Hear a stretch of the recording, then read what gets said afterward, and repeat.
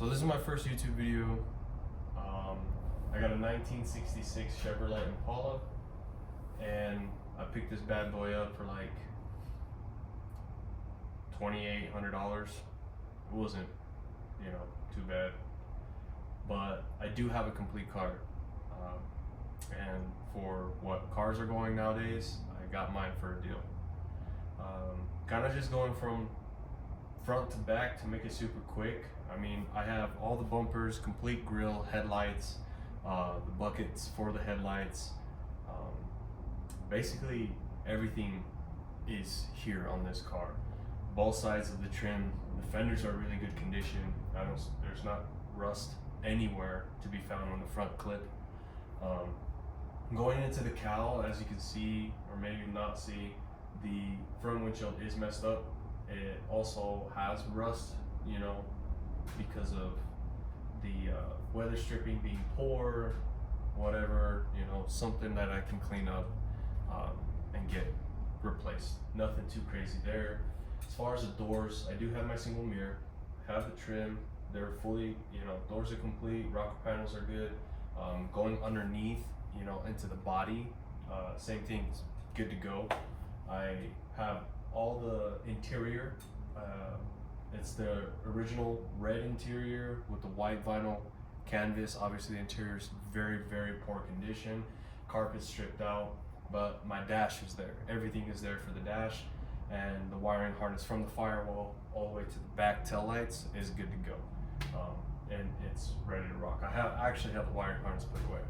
So as far as the interior, there's no rust. I don't have any rust on the floorboards, no rust in the back. Yeah, I don't even have rust on, I have a little bit of rust, but nothing crazy from like the rust that sits around the window seal. Same thing with the back. That one is a little bit more damaged. It has like starting to pit. So that's something that I have to figure out what I should do. That's when that happens. But as far as the quarter panels go, no rust underneath the front of the wheel, behind the wheel. I don't have rust inside of the trunk whatsoever. That's all good to go. And like I said, I got this, to be honest with you, I did get this for a mad deal. I had to travel ways to go get it, but for $2,800 for a complete car, without its powertrain, it's solid. And this is a true SS.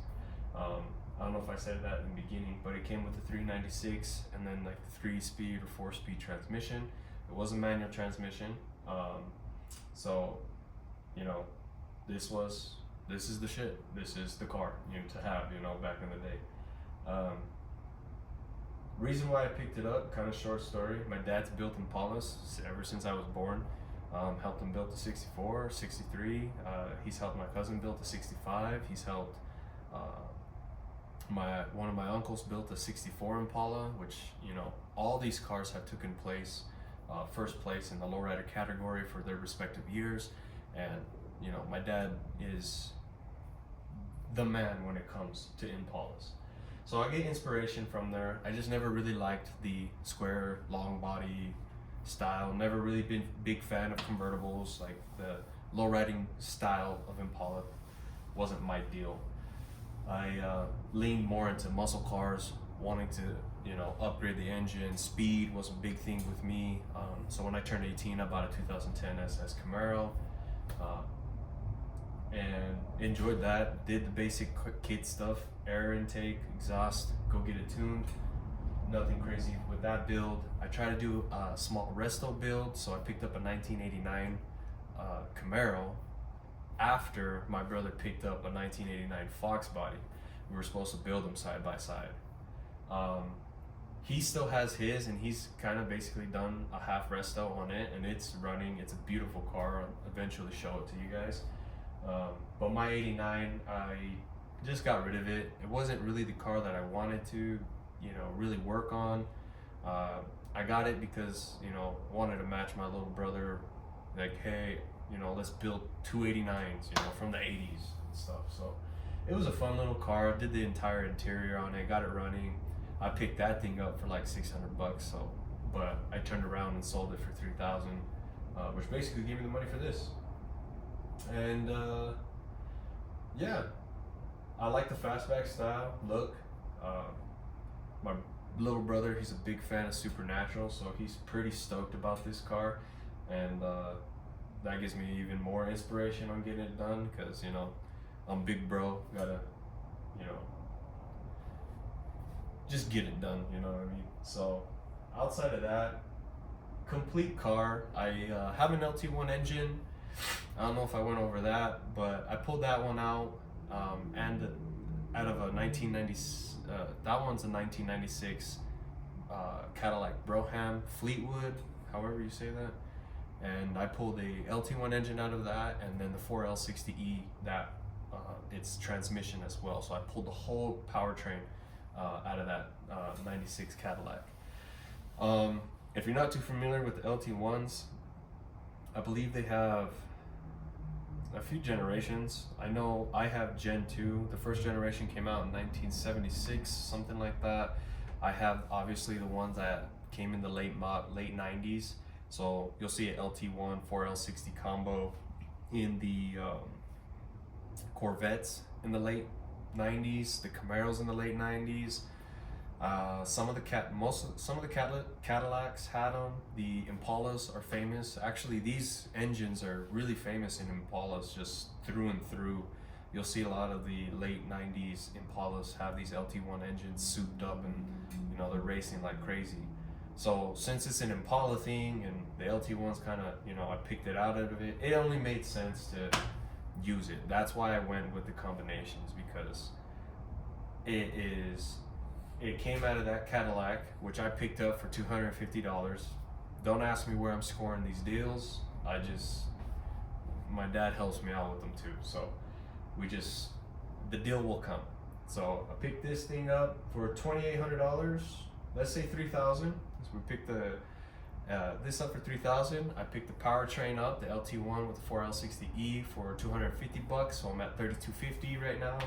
And as far as parts, I think that's it. Yeah. Right now this car is sitting at $3,250. I have an LT1, and it's tranny, and then a full complete car. So to be honest, I think I scored big with this one. It's just a matter of putting my skills to the test. Definitely gonna be a test. So I've done the mechanic stuff when right out of high school, did the basic shop bitch, then started doing, you know, a little bit of oil changes, alignments, doing some brakes, learning a lot from, you know, the master technicians at the shops that I worked at, and then landed a job after a couple years, landed a job at a restoration shop.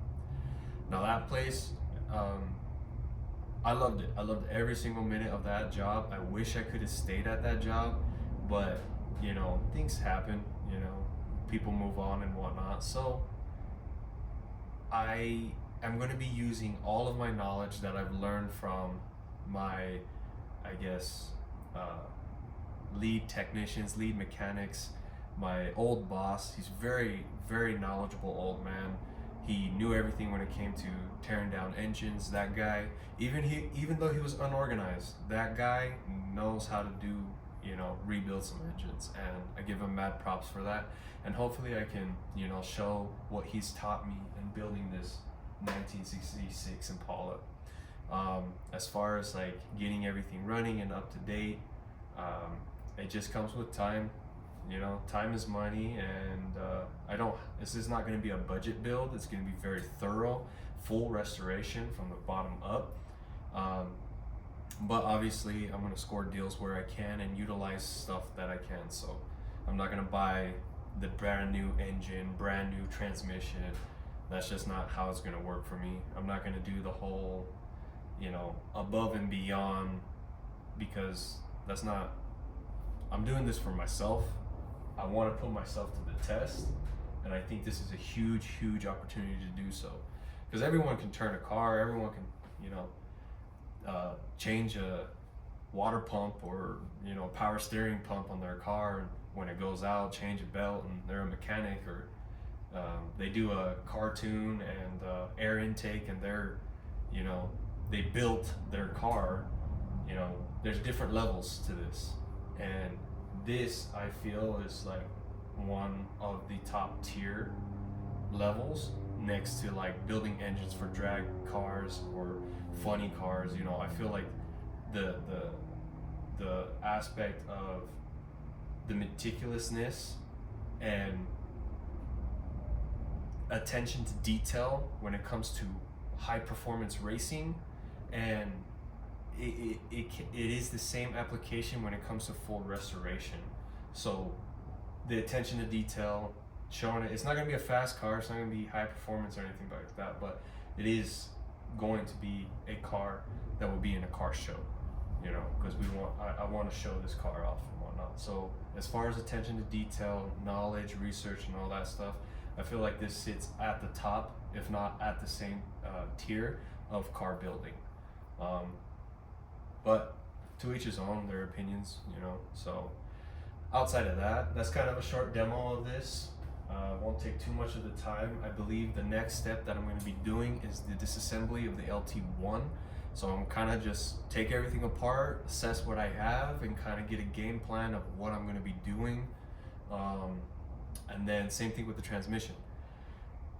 Tear it apart, see where I'm sitting at, and kind of research what the next parts are going to be to rebuild this, seals, whatever I need, and then I'll probably start working on the interior, so that way I can clean all the guts out, and it's a mess. So we'll probably do it in that aspect of engine, transmission, assessment, and then move on to the interior.